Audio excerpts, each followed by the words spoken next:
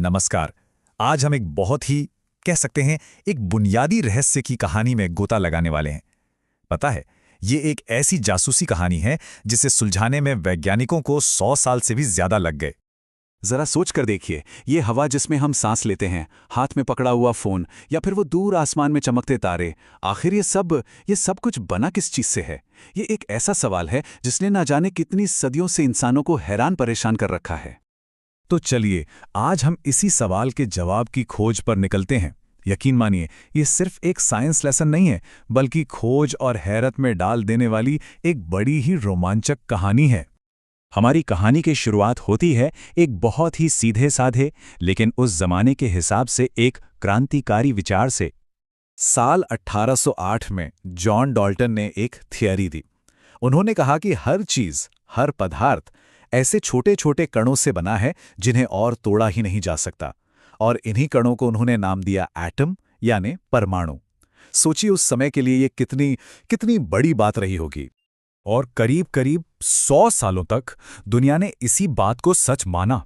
ऐसा लगा जैसे सबसे बड़ा रहस्य तो सुलझ गया है, पर असल में ये जासूसी कहानी तो बस अभी शुरू ही हुई थी। और बस यहीं पे हमारी इस कहानी में आता है पहला बड़ा ट्विस्ट। वो चीज जिसे 100 साल से अविभाज्य यानी इंडिविजिबल माना जा रहा था, अब टूटने वाली थी। साल था 1897। एक साइंटिस्ट थे जे थॉमसन। वो एक एक्सपेरिमेंट कर रहे थे जब उन्हें एक ऐसे पार्टिकल का पता चला जिसका चार्ज नेगेटिव था। उन्होंने इसे नाम दिया इलेक्ट्रॉन। ये इस कहानी का पहला बहुत बड़ा सुराग था। अरे, इस खोज ने तो जैसे साइंटिफिक कम्युनिटी में एक हलचल मचा दी। इसका सीधा सीधा मतलब था कि डाल्टन का मॉडल अधूरा था। परमाणु के अंदर भी अपनी एक दुनिया थी। ये सच में एक चौंकाने वाली और अविश्वसनीय खोज थी। तो अब सवाल ये खड़ा हो गया है कि अगर परमाणु में नेगेटिव चार्ज वाले इलेक्ट्रॉन्स हैं, तो फिर वो रहते कहाँ हैं? और इसी का जवाब देने के लिए थॉमसन ने एक बड़ा ही मजेदार मॉडल पेश किया।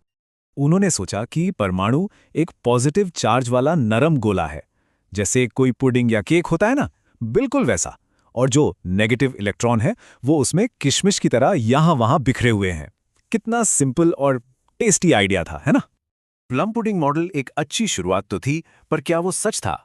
कहानी का अगला चैप्टर हमें सीधा परमाणु के दिल में, उसके सेंटर में ले जाता है। अब सबसे बड़ा सवाल यही था, क्या यह पॉजिटिव चार्ज वाकई पूरे एटम में पुडिंग की तरह फैला हुआ था, या फिर यह सब कहीं एक ही जगह पर इकट्ठा था? इसी एक सवाल ने एक नए और क्रांतिकारी एक्सपेरिमेंट को जन्म दिया। और अब कहानी में एंट्री होती है अर्नेस्ट रदरफोर्ड की। उन्होंने सोने की एक बहुत ही पतली सी पन्नी पर छोटे छोटे पार्टिकल्स की बौछार की, और इस एक एक्सपेरिमेंट ने परमाणु के बारे में हमारी सोच को हमेशा हमेशा के लिए बदल दिया। रदरफोर्ड के इस एक्सपेरिमेंट से जो नतीजा निकला ना, उसकी तो किसी ने उम्मीद ही नहीं की थी। हुआ ये कि ज्यादातर पार्टिकल्स तो पन्नी के आर पार निकल गए, लेकिन कुछ पार्टिकल्स वापस उछल कर आ गए। अब ये बात उतनी ही हैरान करने वाली थी जैसे मान लीजिए कि किसी कागज के टुकड़े पर तोप का गोला दागा जाए और वो गोला पलटकर चलाने वाले को ही आ लगे।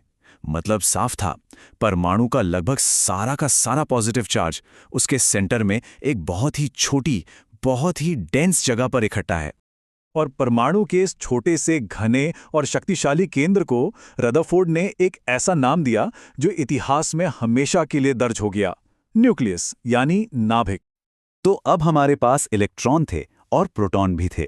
ऐसा लग रहा था कि पहेली लगभग सुलझी चुकी है, लेकिन एक आखिरी टुकड़ा, एक आखिरी रास अभी भी बाकी था। देखिए, साइंटिस्ट ने यह देखा कि एटम का जो कुल वजन था वो उसके प्रोटॉन और इलेक्ट्रॉन्स के वजन को जोड़ने के बाद भी ज्यादा आ रहा था। तो फिर ये एक्स्ट्रा वजन आ कहां से रहा था? ये एक बहुत बड़ी पहेली बन गई थी जिसका जवाब किसी के पास नहीं था। इस पहेली को सुलझाया जेम्स चैडविक ने साल 1932 में। उन्होंने एक ऐसे पार्टिकल की खोज की जिस पर कोई चार्ज ही नहीं था, वो न्यूट्रल था, लेकिन उसमें वजन था, और ये पार्टिकल भी न्यूक्लियस के अंदर ही मौजूद था। इस पार्टिकल को नाम दिया गया न्यूट्रॉन। ये वही खोया हुआ टुकड़ा था जिसने परमाणु के वजन की गुत्थी को आखिर सुलझा ही दिया। और अब जाकर हमारी ये जासूसी कहानी पूरी हुई।